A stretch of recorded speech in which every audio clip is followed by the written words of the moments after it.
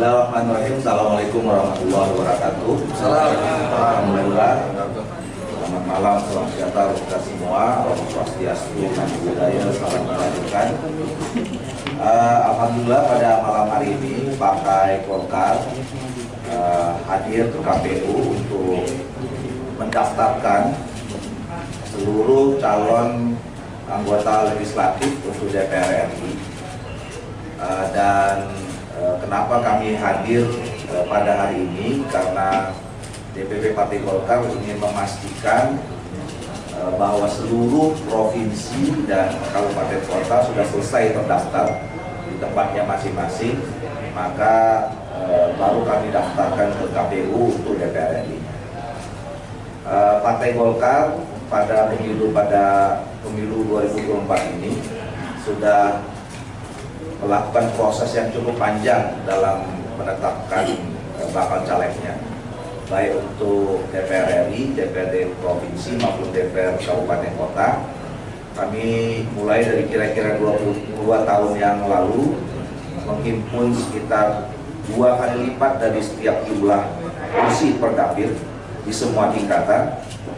Nah, pada akhirnya jadi totalnya semuanya 40.942 orang seluruh Indonesia, dan kami menginstruksikan tidak ada satu dapil pun, baik itu untuk DPR RI, provinsi dan kabupaten kota yang kosong. Jadi semua daerah pemilihan, semua tingkatan, tidak ada satupun Partai Golkar yang tidak didaftarkan. Oleh karena itu, hari ini, malam ini kami menyampaikan berkas-berkas 580 bakal caleg untuk DPR RI dari 84 dapil. Kemudian tadi sore sudah lengkap semua, terdaftar jumlahnya 2.372 bakal caleg untuk DPRD provinsi dari semua dapil, yaitu 301, dan kemudian 17.510 bakal caleg DPRD kabupaten kota dari 2.325 dapil. Jadi lengkap semua. Nah, jadi ini menunjukkan bahwa Partai Golkar siap berkontestasi, tentu dengan menjunjung tinggi fairness, sportivitas. Kita memang tentu punya target ingin kembali menang nomor 1 pada pemilu 2024 dengan seluruh agenda baik pileg maupun pilpres. Dan kemudian kami juga menginginkan pemilu ini menjadi pemilu yang lebih berkualitas dibandingkan dengan pemilu-pemilu sebelumnya. Nah, oleh karena itu ada beberapa indikator. Yang pertama, sekaligus kami menyampaikan Partai Golkar melihat pemilu ini adalah satu media atau vehicle atau kendaraan untuk mengantarkan kita semua, bangsa negara kita, pada situasi yang lebih baik, situasi yang lebih maju. Oleh karena itu kami mengajak semua masyarakat seluruh Indonesia yang sudah memenuhi syarat sebagai pemilih untuk nanti hadir datang ke TPS untuk sama-sama menentukan masa depan dan nasib bangsa kita ke depan. Tentu harapannya bapak-bapak dan ibu-ibu anggota masyarakat kalau bisa melihat visi, misi, program-program yang disampaikan oleh Partai Golkar, baik secara institusi dan maupun dari bakal caleg kami, tentu harapan kami meminta dukungan dari semua anggota masyarakat untuk kita bersama-sama memenangkan pemilu tahun 2024. Saya kira itu sementara yang bisa saya sampaikan. Silakan kalau ada 1-2 pertanyaan. Untuk keterwakilan perempuan berapa persen, Pak, dari Golkar? Kemudian caleg-caleg yang sekarang menjadi menteri, ada nama artis atau tokoh-tokoh yang siap? Oh iya, jadi untuk keterwakilan perempuan total semuanya kita sudah memasukkan nama sebesar 33,96%. Jadi lewat dari 30%. Khusus untuk DPR RI jumlahnya ada 197.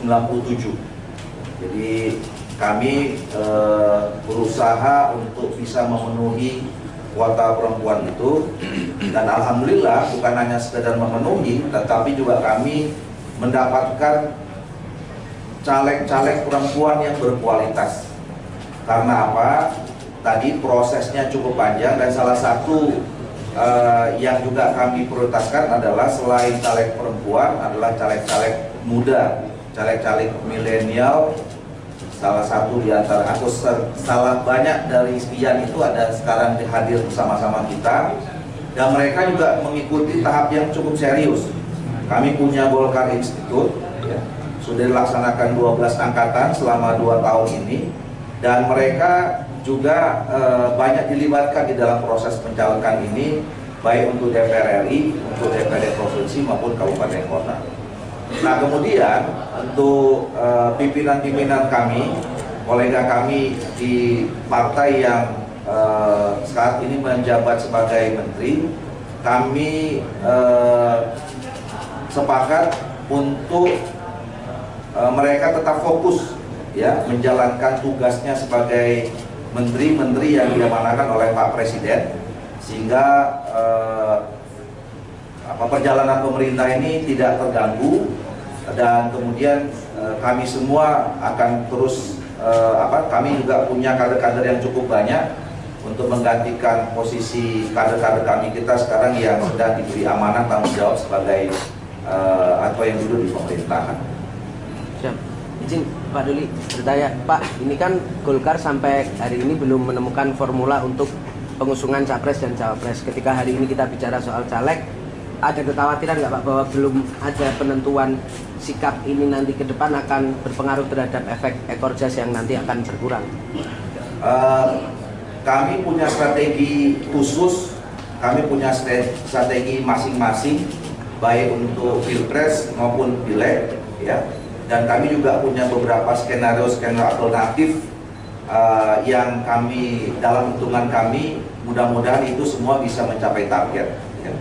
Jadi apa yang sekarang kami kerjakan termasuk apa yang sudah diambil dan akan diambil langkah-langkahnya oleh ketua umum kami di dalam pilpres, tentu kami dukung penuh, dan tentu itu semua masih dalam kalkulasi perhitungan kita, baik untuk target-target di pileg, pilpres maupun nanti sampai ke pilkada. Bang, tadi kan disinggung soal Golkar ingin menjadi yang nomor 1 di pemilu mendatang. Kalau tahun 2019 itu kan sekitar 12% ataupun 85 kursi. Target konkretnya persentasenya berapa, Bang? Kami mentargetkan minimal 20%, ya. Jadi itu sekitar 116 kursi. Mudah-mudahan itu bisa tercapai, ya, secara minimal, walaupun dalam hari-hari terakhir ini di dalam kami menyusun bakal caleg, ya, kami cukup membutuhkan waktu yang agak lama mendiskusikannya untuk menyaring nama-nama yang tadi dari 40.000 itu, karena ingin mencapai minimal 20%. Dan bahkan dari hitungan yang kami lakukan sebelum kami mendaftarkan, insya Allah mungkin bisa lebih dari itu, dan kita siap sekali untuk menyongsong pemilu 2024 ini dengan semangat untuk menang. Terakhir, ya. Pak, ini kan tadi ada ketua DPD Kuburaya dari Golkar yang bunuh diri nih, Pak. Kira setelah izin pulang duluan dari KPU ini, apakah ada tanggapan dari DPP? Kami lagi kami sudah dapat informasi itu, dan sampai sejauh ini kan kita juga belum bisa memastikan, masih dicari, ya. Jadi saya kira memang yang bersangkutan, kami tentu sangat prihatin, ya. Kader kami itu adalah salah satu kader terbaik kami.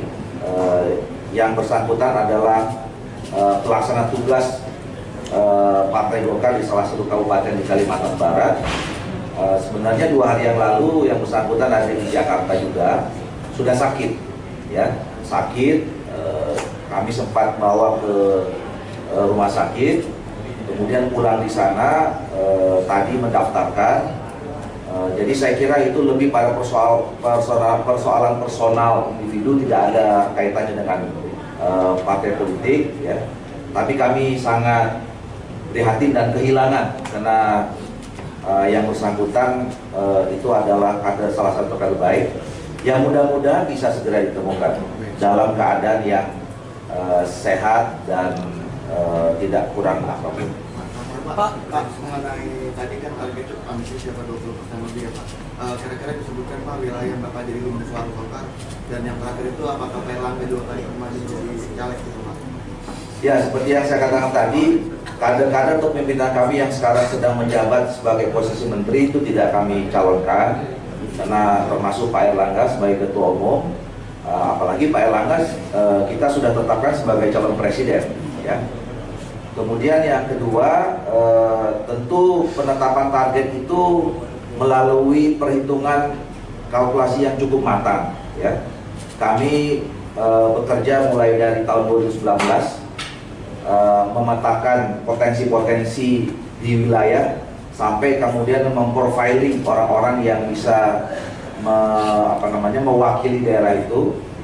Dan sebetulnya Partai Golkar ini kan hampir semua wilayah itu bisa menjadi basis kami gitu, karena kami pernah memenangkan pemilu beberapa kali.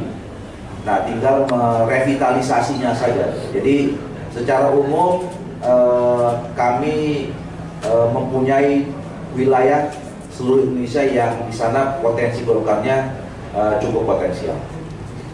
Oke. Cukup? Oke, terima kasih ya. Terima kasih Pak. Selamat malam, salam sejahtera semua. Bila taufiq hidayah, assalamualaikum warahmatullahi wabarakatuh.